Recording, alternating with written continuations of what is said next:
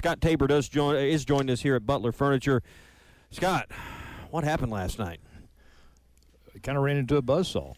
You know, their starting pitching right now, I think, is what they were searching for in the beginning of the season. And this kid last night's a freshman. So beginning of the season, he wasn't quite there yet. And one of the relievers that came in was a freshman. They've got some good arms over there, and everybody knows they've got some good sticks. That's what they were ranked on at the beginning of the season. And I think once they got their pitching figured out, who can throw and who putting everybody in the right spots, kind of like Musselman in our basketball team. Kind of takes a while to get everything going. I think they got it figured out. They're not necessarily a better team, but they were last night.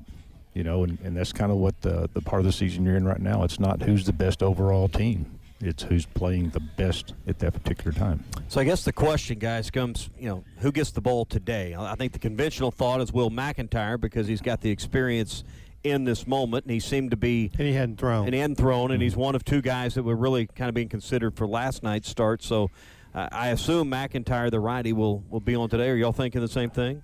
I would think so. Clay, what do you think? I think it's a no-brainer. I think it's what you do. Well, if not him, then who? That's kind of where I'm at. You have a bunch of great arms, and even all the arms they rolled out there last night. When Wiggins walked out on the mound and he started throwing, he was just lights out. You're throwing 98, 100 miles an hour with an 80-mile-an-hour breaking pitch that just falls off the table. That's unhittable stuff. The problem with the pitchers we had last night is the universal problem in pitching. If you're not throwing strikes, good strikes. Not the balls that were getting wrapped around last night, which were bell-tied down the middle of the plate. Hanging sliders, the home run by Oko. It's just a bad pitch. If he would have thrown a slider diving down at the back foot, it would have been an out. But he threw a slider, started outside high, and it hung up bell-tied like it was on a tee. And that's going to get you in trouble. So what I remember about Scott Tabor is that he could throw his breaking pitch, which was a knuckle curve, and it was unhittable in any count. Mm-hmm. And I didn't see any Arkansas pitcher that could throw a swing and miss pitch that was moving for a strike. Right. Their out pitch, their swing and pitch were in the dirt or out of the strike zone or spiked, and then you sit on the fastball. Right. And what happens? It's going to get set on. Yeah.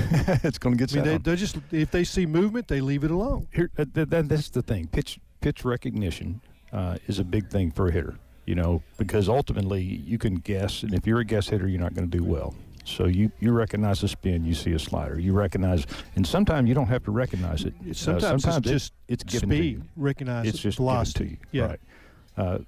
Velocity, with aluminum bats, because of the fact that the weight is so much less, the balance of the bat so much less, and college hitters are strong hitters. They're strong kids. And so velocity, they'll catch up to velocity. Yep. And so that's just a timing thing. The thing that to be a successful pitcher, and the Stanford pitcher the other day, I loved watching him. He throws a great straight change. I threw a straight change. That was probably my best pitch. I probably threw it 40% of the time. And it's not a diving, moving this way or moving that. It was just straight. Hard to recognize speed, so it changes your timing. Hitting is all about timing. And if you change the timing and you fool the little guy on your shoulder that's saying he's going to do this, he's going to do this, he's going to do this. If you change timing, you fool that guy. It's not hard. Y'all once you're hit the end of the bat and the ball doesn't go anywhere.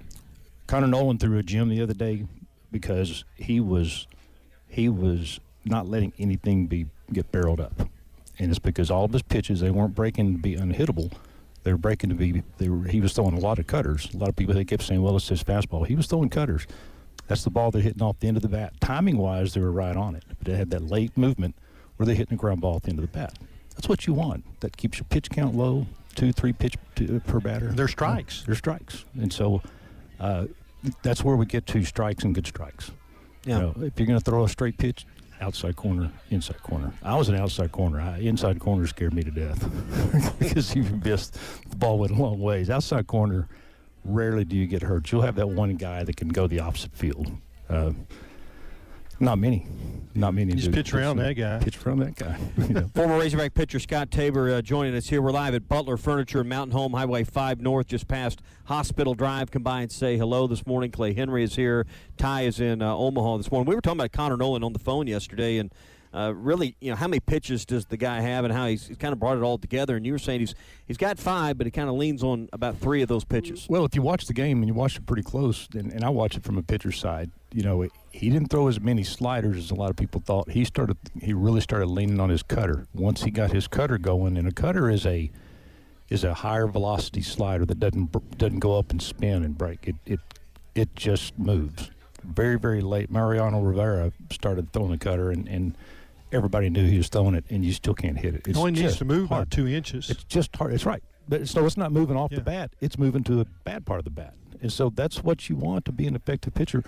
Most pitchers want to strike everybody out, and that's the difference between you'll see the maturation of a pitcher. Connor, for one, he doesn't try to strike everybody out. He throws good quality strikes. You don't let them hit it, but they're going to hit it, and they're not going to hit it well. Ground balls. Yeah. Is it coincidence or irony, or does it mean nothing that last year Arkansas gets a dominating win in the Super Regionals against North Carolina State, 21-2, I believe was the final of that one. Stanford game 1 of the College World Series, 17-2, and then both of those performances have been followed up at least to this point. We know what happened last year with NC State, but with losses in the next ball game. What's the player mindset? Does that mean nothing, Scott, or is there something to the idea that that's happened twice? Well, you'll see some teams that'll win 21-2 and then 13-1 and then 17-0. So, but in postseason baseball, you're playing good teams. Usually, when there's a runaway like that, the guys that come in when they're down 6 runs in the 8th inning or 9th inning, 7th or 8th inning, and all of a sudden you just pile on 15 runs on a guy that hadn't pitched all year. Yeah. That's where those big numbers come from. Great for the hitters. They save their starting. Right, I understand, but it's the mindset that seems to be the obstacle here. Well, I think it all comes down to who's the starting pitcher the next day. I mean, that's what baseball is. If the next day that guy's lights out, well, then that day before doesn't mean anything. Mm-hmm. Right. It doesn't matter. The hitters, they got confidence, but if they're seeing a great breaking ball for a strike, they're not going to hit it. No. And, I mean, it goes away that quick. Right. That's like seeding. Y'all talked about seeding earlier, why it's so hard to seed baseball, because you're not seeding the same team 2 games in a row, even through a season. The one thing that changes every game is the pitcher and or pitchers. And that's the main part of the game. And so it's hard to seed when you don't have the same team 2 days in a row. That's why seedings are just really for the organized stuff. Yeah, I mean, it's as simple as Arkansas' starting pitcher didn't have it. And it changes everything because now you can't bring in your back end guys in the 2nd inning. You're going to save Taggart and Hagen Smith, your 7th, 8th, and 9th guys. So all at once you're pitching guys that you really didn't want to throw at that point in the game. Jackson Wiggins, I'm not sure he understands, being a relief pitcher. Cole Ramage was the guy that could have stretched it out a little bit, and he couldn't get his slider for a strike. He wasn't throwing bad sliders. I think he leaned on the slider too much, and by the 3rd or 4th one, they were on it. They're in the same way. Cops had that cutter and a slider, and he also had a good fastball. And so he would mix his fastball in, and that changes everything because now you have them. The speeds are so much different on those. They have to guess one way or the other. And last night, I think Dave was trying to go that one inning per pitcher type deal, or just what he can get out of as many pitchers as he could to keep it close. And once he started seeing it getting away, then he kind of hung it. And I thought you got a glimpse of the future. I thought Tress threw pretty well for Tress did. You needed Wiggins though to go 2 or 3 innings for you, and you only got an inning and a third. It's all the kids being able to recoup, being able to take a deep breath, and not lose it. It's a big stage. Jack Morris, he's got great stuff, but once he lost the strike zone, he couldn't get it back. He's been a strike thrower too, which is they came in real tight on Dave, and he turns to Hobbs and he said, he's been a strike thrower all year. Right. I mean, you can read his lips. I'll tell you one thing I saw close up on pitchers, 3 of them in a row. I'm watching them before they even throw their first pitch, and you're seeing them go.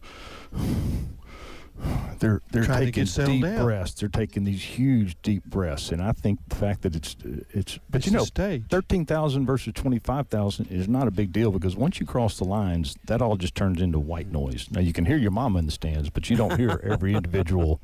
You heard your everything mama. else. Yeah. You can always hear your mama. All right, let's take a call that we got online here. Mike is in Dallas and wants to talk about Razorback baseball. Mike, welcome to the Morning Rush. Good morning, fellas. Morning, Shouldn't feel this bad coming off a holiday, should we? No, we should be a little more cheerful at this point. We should be. I tell you, I'm disappointed. I really am, guys. And I think the elephant in the room, nobody wants to mention it, but I'm going to mention it. It's Dave Van Horn lost this ball game. And I played on a lot of successful ball teams up in Arkansas during my days. I've got rings to prove that we were successful. It's structure, guys. You've got to go into a game like that knowing who you're going to pitch. If we were trying to have a blueprint and lay it out on how to lose a game, I couldn't script it any better. I mean, it's like he was deciding who was going to pitch the inning before. And the guys had to feel that, too, going into the game. You've got to have structure. You've got to let these fellas know that this is who's going to be pitching for us tomorrow, and this is what we're going to continue to do. I saw none of that. I mean, he was just out-coached up and down. And I saw guys pitch that I hadn't seen touch the field since last year. And I was just, I mean, I think it's real simple that we were just obviously out-coached yesterday, and the mindset of the team showed it as well. It was like I said, if we were trying to lose, I don't know if you could have laid it out any better. Yeah. Well, Mike, thanks for the call. I mean, and I'm sure you're coming from the decision to start Zach Morris, versus maybe McIntyre, but he laid it out perfectly. Dave did after the game. Listen, lefties versus righties, there's about a 50-point edge when you went with a lefty, and that's what led to the decision. Clay and I were talking about this earlier. Hey, we all make great decisions, whether it's refinancing our loan at the bank, and now the interest rates went up, we look great. If we waited, now we look bad. There's all kinds of decisions you make based on the data in front of you. Scott, sometimes they just don't work out, and Zach Morris last night on paper going into the game based on what Ole Miss does was the call that Dave felt was the right call based on the analytics. Right, based on analytics, based on the fact that they've played them and they've seen them. They've got every stat you could have on every hitter. The left-hander's choice, and you've got Morris and you got Smith. Are you going to start Smith? Smith didn't do. He just hadn't been great as a starter. He's been really, really tough as a bullpen. I'm driving to work that yesterday, and I heard that, and I go, he ought to start Zach Morris. I get the office, pull it up. He's starting Zach Morris. I thought, genius. Well, Zach Morris had been lights out. It would have been genius if he hadn't lost the strike zone. Yeah. I mean, he started off. The first two guys had no clue. Yeah. So it's you can make the right decision, and they're still kids, they're still amateurs, and they're still human. And you also have a team on the other side that can make you look really, really bad even when you throw a good pitch. So a lot of things have to happen to go right, and he lost the strike zone, and that was the biggest thing. It wasn't his stuff; it was his strikes, losing the strike zone. Yeah, and that's the same guy that the Ole Miss series 6 weeks ago that pulled Kendall Diggs off the bench and hadn't seen it at bat, and he hits a 3-run homer and win the game. So the guy knows which buttons to push most of the time. They had a plan. Yeah. Here's what we'll do. You never really in a baseball game. It's so fluid. You go inning to inning to inning. You don't have this guy's going to throw, this guy's going to throw this. It's not fall ball where you say, I want this many pitches, this many pitches, this many pitches. So if somebody would have gotten hot and let's say the third guy in, let's say Wiggins would have gotten hot. Or Ramage. He would have let him go the rest of the game. Yeah, he would have. They pitched 5 innings, and then you get to the back end. Sure. I mean, once it's an 8-run, 9-run game, you're going to see guys that you hadn't seen all year, although all of them had pitched if you've been paying attention. Right. Hey, how would you like for your family to swim for free for a year? Burton Pools and Spas has the Red, White, and Blue Savings Event. It's going on right now. Choose 0% interest and no payments for 12 months on a rebate, or a rebate of up to $2,000 on Doughboy semi-in-ground pools. So you can take the 12-month financing or the rebate up to $2,000, or on above-ground pools by Doughboy as well. This is a limited-time offer at Burton Pools and Spas in Springdale and in Fort Smith. Ask about swimming free for a year with 0% with approved credit from Burton Pools and Spas. Again, Springdale and in Fort Smith, and online at burtonpools.com. Auburn tonight, do or die, sack the bats for the loser tonight. Scott, what has to go right in the first few innings for Arkansas to win this game? Got to get off to a good start. Our starting pitching has to set the tone. There doesn't need to be any of the base hits are not as big a deal as a walk or a hit batter. Those are just total fails. A base hit sometimes, kudos to the hitter. Our starting pitching get off to a good start. Give us 2 or 3 really good innings. Our hitters get off to a good start and put a couple of runs up on the board early so that we feel like we're in the game early, because that's a bad feeling to be playing from behind. Although this team has played from behind a lot this year and come back a lot. So it just comes down to baseball, Susan. Off-speed pitches for strikes. Right. Yeah. Early in the Keep count. them off balance. And that changes the way hitters approach. And I think that's what Auburn has done. That's how they've made it this far. Auburn hadn't played great. They won a lot of close games, but they've gotten to Burkhalter, their closer, for 2 or 3 innings. So you want to have the lead late because Burkhalter is lights out. Yeah, he throws a nasty cutter. Yep. All right, watch that. Clay's getting ready to be really proud of me. Wind's been out of the south, blowing in. And according to what I'm looking at on Google Weather, it's going to be out of the north now. 8 miles an hour. Blowing out. Yep. So how does that change the mindset for the pitchers tonight? It's not a big wind as far as that means my wedge goes 10 yards farther. Right. Exactly. Right. Oh, that's pitcher, not what you were talking That's about. not what I was asking about here. I can fish this hole and it'll be easier to cast. Yeah. As a pitcher, if you're wanting ground balls, nobody plays for pop-ups or line drives. So as a pitcher, you don't really change your philosophy.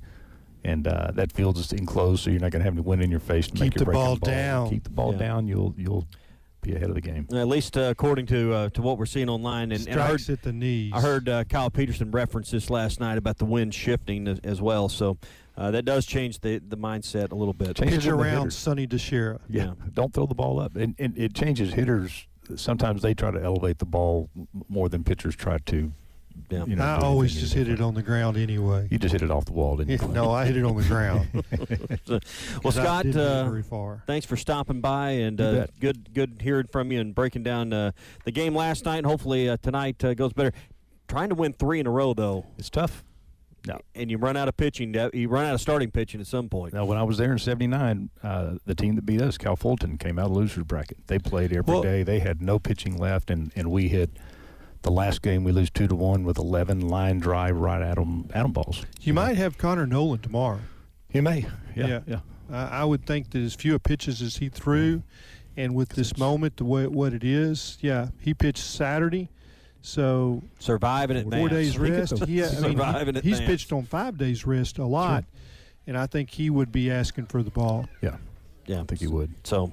All right, good to see you, Scott. You bet. Thank you. All right, Scott Tabor. Partners at BetOnline continue to be the #1 source for all your betting needs and sports info. Find all the latest sports developments, including updated odds on the NBA playoffs, fights, and even next season's futures. And don't forget that the MLB is back as well. Who are you picking to win the World Series? BetOnline is your continued source for all your sports wagering needs, including live betting and your favorite Vegas casino and poker games.